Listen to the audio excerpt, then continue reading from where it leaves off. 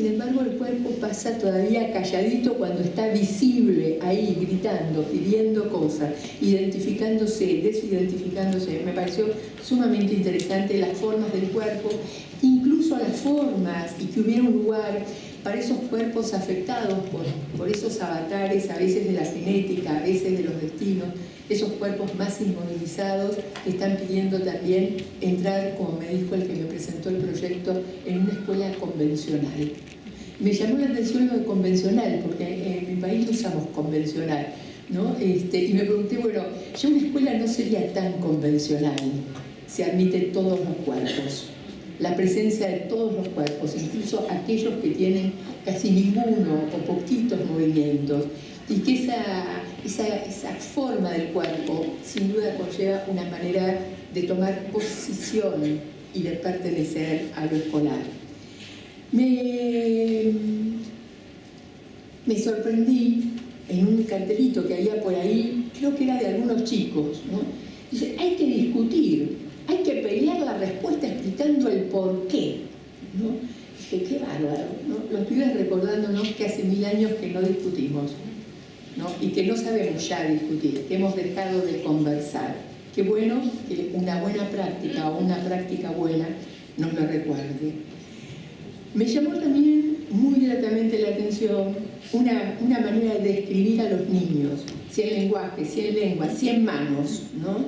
Lo que los niños son, lo múltiple, lo plural, lo diverso, poder ver eso. ¿Cuánta ceguera durante tanto tiempo que impedía ver y admitir, reconocer, dar lugar a tantas lenguas, a tantas manos? Me encantó cómo el movimiento lúdico llevaba a conflictos pedagógicos y luego a conceptualizaciones. Me gustó muchísimo cómo algunos andaban con un cartelito, yo soy la esperanza. Y si no me equivoco, yo soy la esperanza, que era una especie de medallón de identidad de los chicos, tenía que ver con libros voladores, unas cosas maravillosas. Me encantó escuchar por ahí, leer por ahí, que había que cambiar las cabezas, que uno puede hacer muchas cosas, y también estoy citando pedacitos de ahí, que a veces el lenguaje discrimina. Quizás entonces una buena práctica o una práctica buena sería darle baja a la discriminación. Me gustó, me conmoví las expresiones que tienen que ver con salir de la rutina. Y me pareció particularmente interesante el cuaderno de bitácora a propósito del día que naciste, ¿no? Punto de comienzo, ahí inquietud sobre el origen, enigma subjetivo que desata toda la posibilidad de la curiosidad intelectual. Me gustó que ahí donde hacen deportes hubo una especie de atrapasueños, de buenos sueños, en el sentido de poder agarrar ahí algo que tuviera que ver quizás con lo que otros decían, yo quiero ser una esperanza. Fue impactante ver los telares y fue muy curioso encontrar ahí escrito un cartel que yo creo que ningún docente por lo general leería en voz alta, que decía, como una orden, prendan los celulares, me quiero mirar. Sí, eso no va, por lo general los docentes se desesperan porque los apaguen, ¿no? Pero acá pasan estas cosas rarísimas. Por supuesto, las lenguas extranjeras y los FLE en lenguas extranjeras tuvieron un importante lugar. Y así podríamos recorrer muchas de las cosas que tienen algunos largos años de andadura, otros que son recientes, algunos que proponen apadrinamientos o apachachamientos, como diría Marcelo Viñar, como él dijo el otro día, ahí cuando hay que acompañar de la casita al edificio grande. Y fue muy contundente encontrar escrito por ahí, sin certezas, sin límites, ampliando caminos. Esto es lo que me llevo de ustedes y quería devolvérselo. Ahora vuelvo a lo que tenía preparado antes de encontrarme con ustedes. Como todo título, cuando le pusimos con Pablo este título, uno lo pone así como por azar. Después, obvio, uno se arrepiente. ¿No? ¿Qué hace con un título así? Que nos gustó, nos pareció buenísimo, nos escribimos más. ¿Qué hago con este título? Sin embargo, yo creo que finalmente he encontrado un modo de que el título tuviera sentido. Quizá, por lo menos para mí, para empezar, que tenía que hacerme cargo del título, como decían ahí, no era que sostener algo, y quizás para ustedes, pero ustedes saben que si para ustedes no hace sentido, yo no me ofendo si ustedes dicen. Cuando uno pone un título, el título siempre opera como un condensador, ¿no? Es decir, un título nuclea, centra, fija, ancla. Cuando uno tiene que empezar a hablar, tiene que empezar a abrir todo eso, a desanclar, ¿no? a compartir e incluso a descentrar. Quizás entonces podríamos empezar diciendo en esto que va a ir así como en zigzag, o si ustedes quieren como algo parecido al telar, ¿no? Juntando unos hilos, y ustedes verán si se puede hacer algo con esto.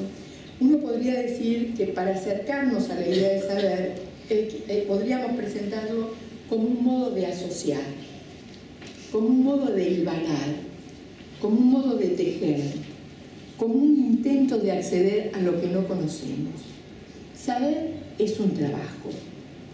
Cuando uno piensa la noción de trabajo, tiene que recurrir a aquellos que, por lo menos a mí me sirve pensarlo así, dicen, bueno, el trabajo son operaciones que se realizan a través de diversas y variadas fuentes. Entonces, es un esfuerzo de traer, de ir a buscar, de ir a obtener, ¿no? Cosas distintas de distintos espacios. El trabajo también significa algo que vimos en esta feria, por lo menos yo, porque trabajo siempre alude a que algo se vuelve otra cosa. Es decir, hay trabajo si hay transformación, ¿no? Al principio la transformación estaba puesta en el objeto, después nos dimos cuenta los humanos que la transformación también se producía en nosotros. Es decir, que hay trabajo no solo cuando las cosas cambian, sino cuando uno, sin dejar de ser totalmente uno mismo, ya no es exactamente idéntico al que era antes del trabajo. Desde esta perspectiva, saber como trabajo es una actividad sostenida en lo que no conocemos aún y también quizás en lo que no conoceremos nunca.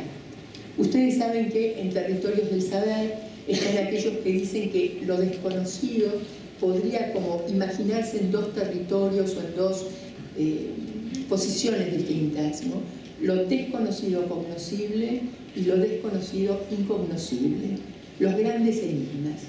Esos grandes enigmas son la fuente en el sentido del motor, del que desata, del que destapa la curiosidad.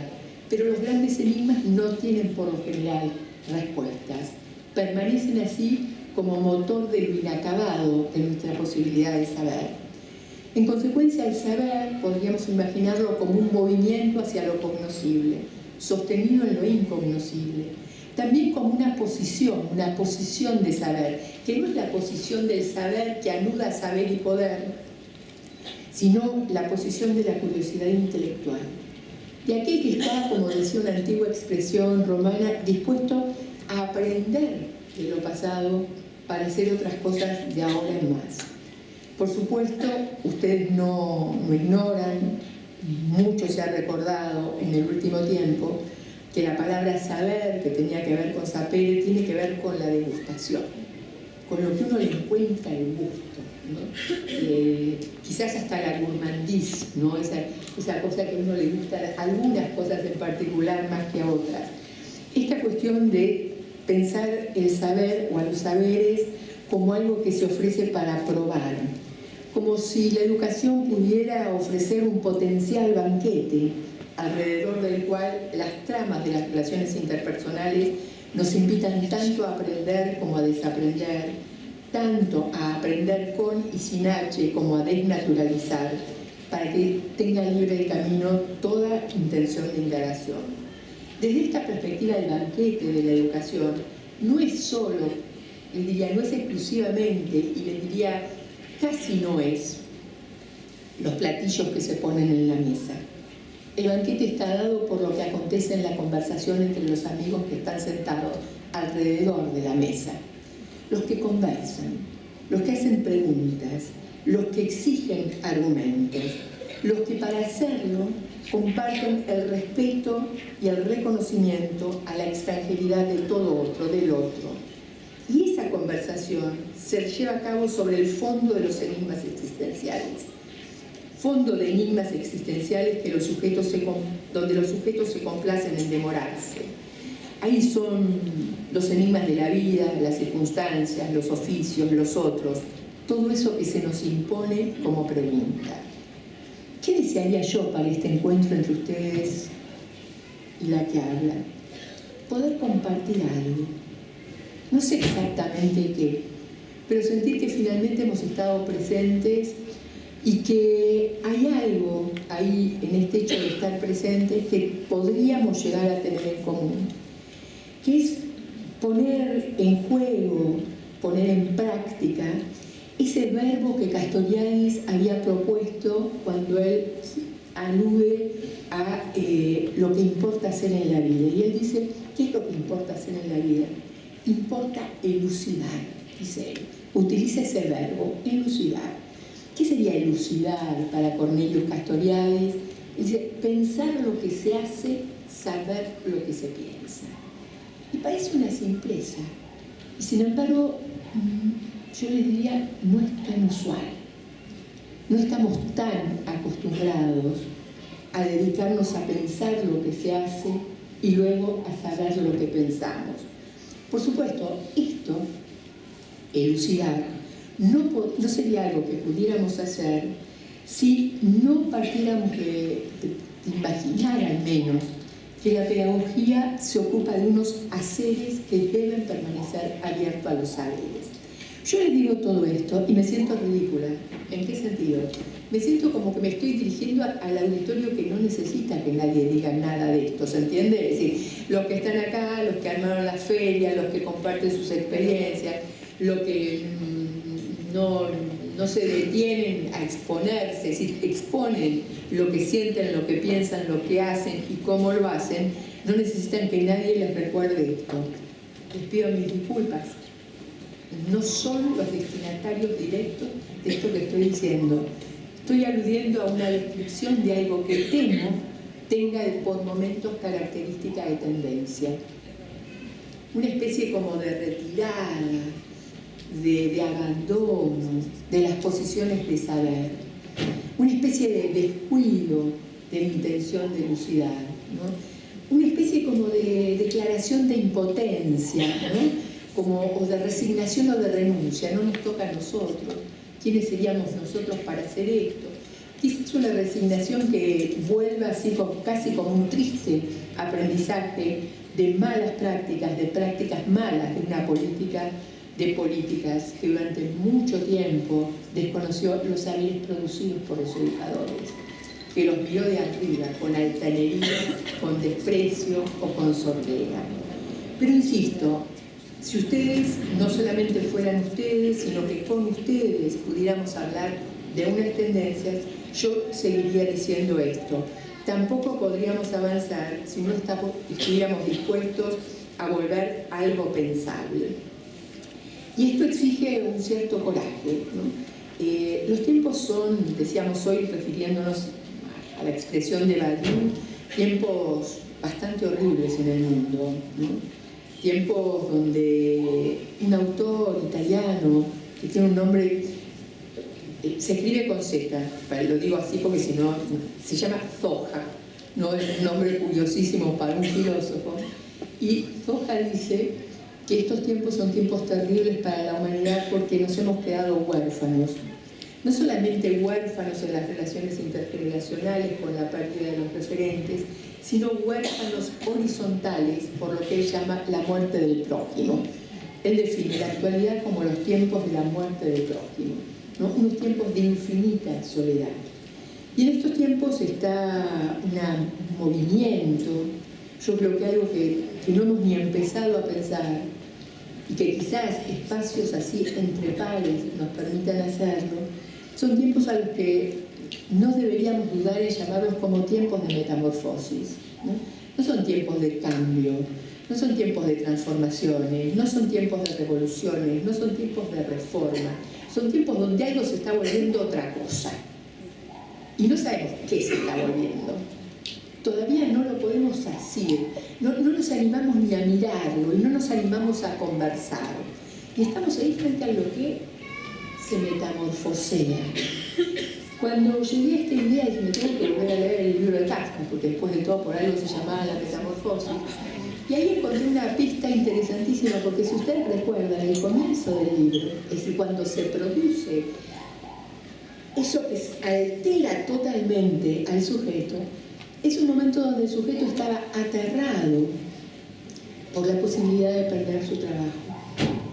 Su padre había contraído una deuda, su padre se había fundido, él tenía que trabajar para salvar a la familia.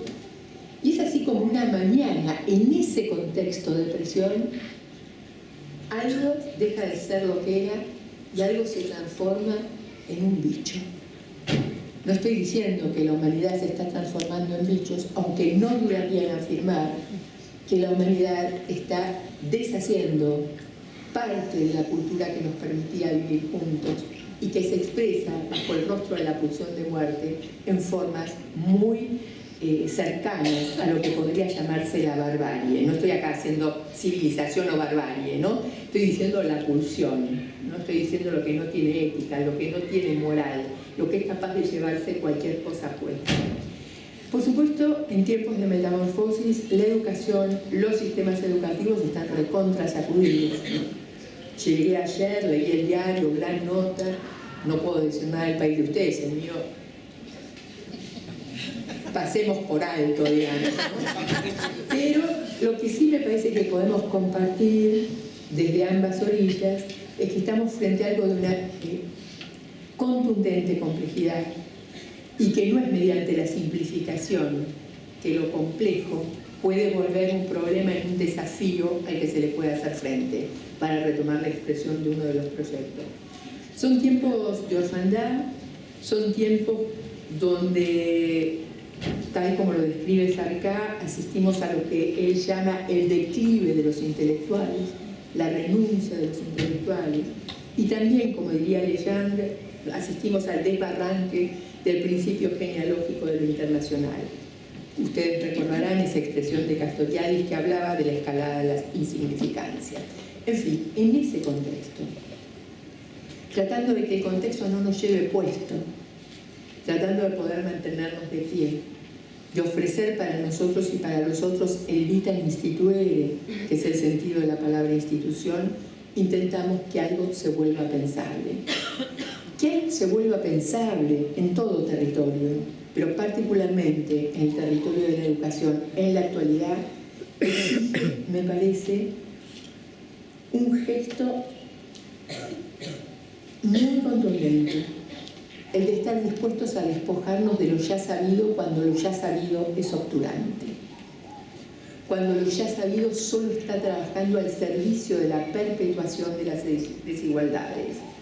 Volver algo pensable en la educación, más allá de no dejarse tentar por las sirenas de la simplificación, implicaría dejarse desalojar de aquellos lugares fijos, estereotipados, modificados, rutinizados, burocratizados, tecnocratizados y descatectizados. Es decir, aquellos lugares donde se perdió la polenta, la energía.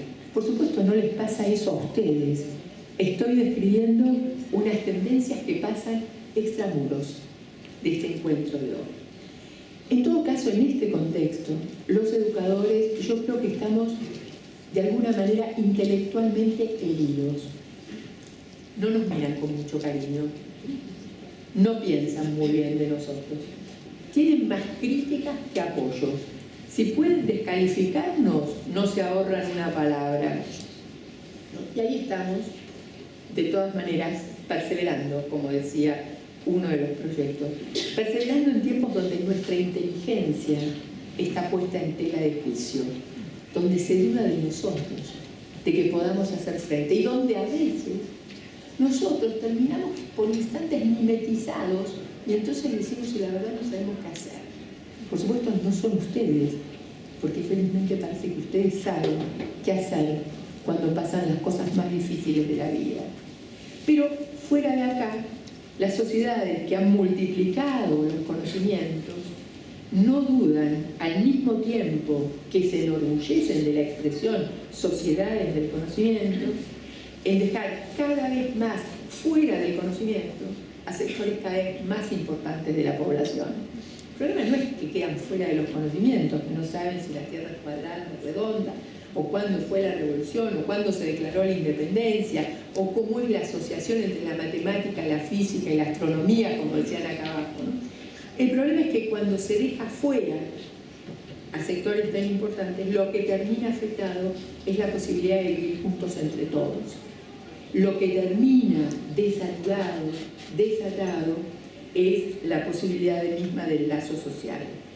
En fin, en todo caso, habría una pregunta que yo creo que este evento interpela, que es si vamos o no a autorizarnos, si vamos o no a habilitarnos. Hay una autorización que no puede venir de afuera, posiblemente entre otras cosas porque no nos la den, pero por otro lado porque algunas cosas no alcanzan porque te la den si uno no la toma, si uno no la construye, si uno no la habita, si uno no la hace. Y nosotros creo que llegó el momento de darnos cuenta que somos poseedores de infinita cantidad de saberes. Saberes que Estefan Douillet diría saberes adormecidos, saberes durmientes. Es como si hubiéramos mandado a dormir los saberes, ¿no? Y nos aparecen durante la noche en sueños, pero durante el día tratamos como de no tener en cuenta aquello que hemos soñado. Uno podría hablar, podría decir, somos poseedores de saberes adormecidos que hay que despertar, de saberes tímidos a los que hay que alentar, de saberes furtivos y fugitivos a los que hay que poder atrapar como Kairos atrapaba las oportunidades. Saberes, los tenemos de todo tipo. Nuestro hacer es un hacer abierto al saber, compuesto de saberes. Son saberes que se construyen al tiempo de la acción. Son saberes sobre las experiencias. Son los saberes que podemos aprender, que podemos construir, que podemos definir como metacognición sobre las propias prácticas.